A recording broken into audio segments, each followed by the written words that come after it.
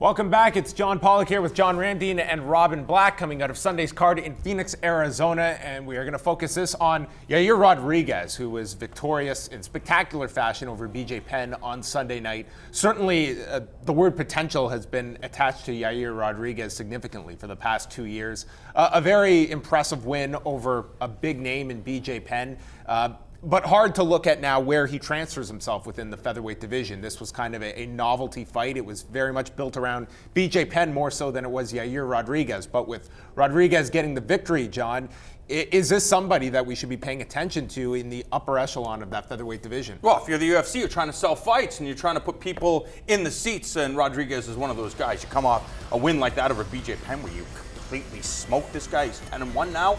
Right now, what you want if you're a fighter like Rodriguez, you want to get yourself into the mix. So you're ready to be facing the best guys at 145 pounds. Are you ready to take on Conor McGregor or Max Holloway or Jose Aldo? He'll probably tell you that he is. These are big money fights. So this is what he's looking for. He knew when he signed to fight BJ Penn what it would mean if he came out there and kicked BJ Penn's ass. Now there's a whole slew of opportunities for him. The Korean Zombie is there. Cub Swanson was there. Just too many guys at 45. Yeah, his game is really evolved and it's beautiful. And we also chatted about this fight in the context of BJ Penn. It's on our YouTube channel. Check it out. But he definitely plays with range extremely well and manipulates the space between you. But that's what all the best guys are doing. It's the matrix, and they're playing within that matrix. We used to talk about there being 3 or 4 ranges. There's dozens, maybe hundreds, maybe thousands of subtle changes in range and rhythm, and that's what he's been playing. The thing that we haven't yet seen is he's putting a lot of traffic on you. Well, you get hit too. You get people interrupt traffic. In throwing punches and kicks, you're committing yourself. You're committing behind your weapons. So a Max Holloway, who is perhaps more precise and perhaps even more efficient with his tools, will try to make you pay for that. But we get to find out. This guy could be the best featherweight in the world, and he could be the best featherweight in the world right now, but in 4 weeks, somebody's better. This is what's going on right now. A lot of these guys think that Cub Swanson, although amazing, may be getting old. That's what Duho Choi, who's also brilliant, thought. I bet Yair would like to try that out. Cub is a big test for any of these guys. There's a lot of brilliant fights going on up there. Yair Rodriguez showed that he's the real thing. He showed that he's super modern. The way that he just manipulated BJ. At first BJ was moving forward where he believed he'd have the best luck, and he did have the best luck in the first 2.5 minutes.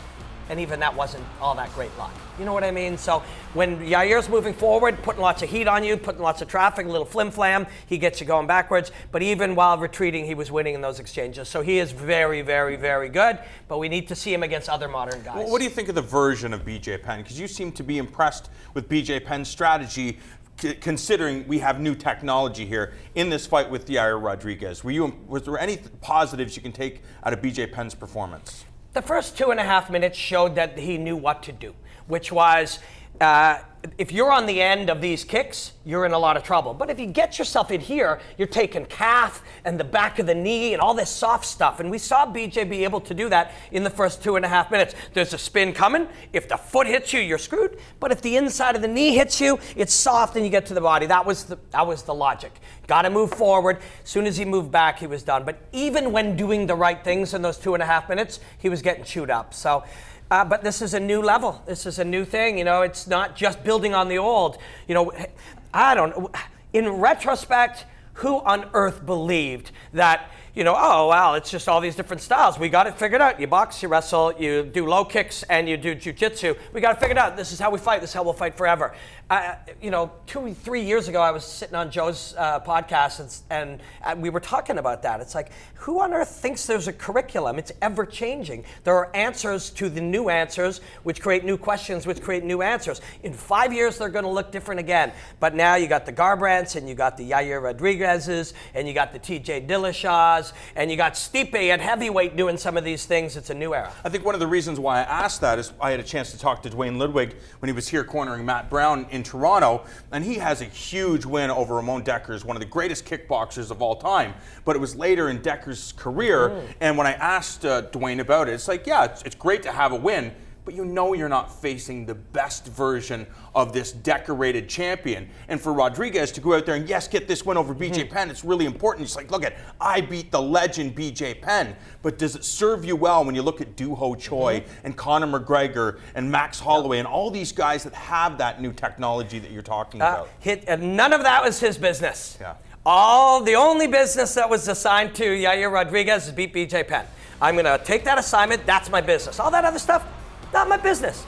Now the next it'll be his business. Should it be his business? It's not. His business right now is to beat BJ Penn. I mean, choosing your opponents, specific opponents. The truth is, you must have one of these guys now. Now it's Doo-Ho Choi. Right. Now it's Cub Swanson. Now it's Max Holloway. Now we'll find out. But before I get to do that, I got to beat BJ. My job is to go in and beat BJ, and in doing so, become even greater as a martial artist.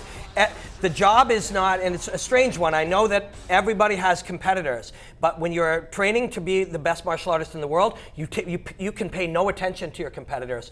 We talked to Matt Hume quite a few years back. And we asked him, "Are you seeing what these guys?" The job is to make Demetrius the perfect martial artist. That other people, what they're doing is not my business.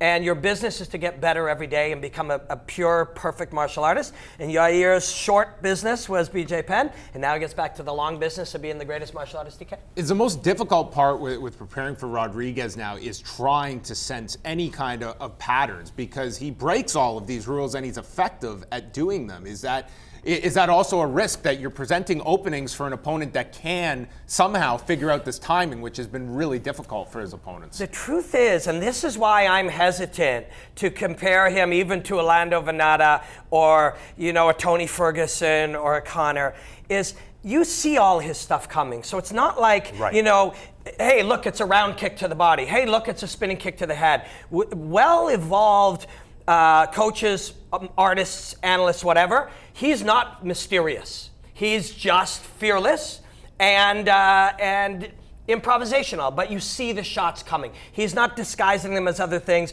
He's not selling you on one thing and giving you another. With BJ, he was like, I'm going to throw round kicks to the body. I'm going to throw kicks to the head. What he does play with is range, and that's what all the best guys are doing. But Max Holloway, that will not be new to him. When I really start contextualizing it like that in my head, the first thought I have is, Yair Rodriguez is not ready for Max Holloway. He's not ready for, I'd like to see him fight Aldo. Does he hide those things now when you're talking about all of his tells that he's showing this stuff? So you know what? I can show it against BJ Penn because I know he's not going to be able to react. Now we have to work on hiding those things. Yeah, I think he can be more complex in how he puts it together. There are a lot of people who just love watching fights and watch them again and again. Go back and watch them. You see those ones coming. But what do you do about it? BJ wanted to double block off those kicks to the body. Your arms start going numb. So you can't block those things necessarily. You got to move towards him. He tried to, but he couldn't. But there are answers. I believe there are currently answers to Yair Rodriguez, but in a month there may not be. By the time Max fights him or Cub fights him, those answers may be gone. All right, Yair Rodriguez victorious over BJ Penn this past Sunday night in Phoenix.